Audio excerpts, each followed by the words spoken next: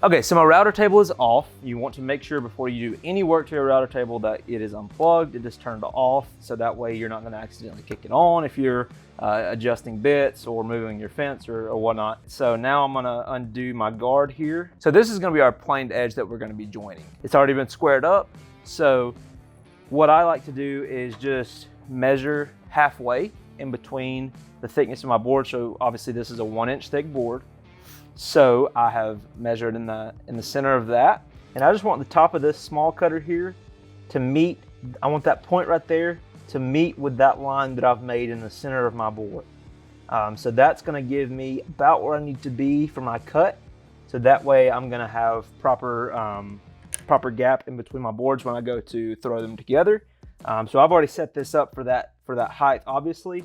But you see here, I've just measured the center of my board, and I have placed that point of that carbide right in the center of that. Now, for our fence, we want the depth of the fence to be even with the indention in this carbide cutter here. So you can see there's a point where it kind of goes in and out. That's where the joint starts and everything right there. We want the fence to be even with that. So I like to take a ruler and just get my fence loose and just place it in there and just make sure that it is flat. There's no wobble in it. Before we cut, let's just go over some basic safety things. Obviously, I've got a push stick here. I'm gonna put my guard back. So I want that guard to be above that bit just in case something happens and that bit wants to malfunction on me. But that's why we recommend using a test piece.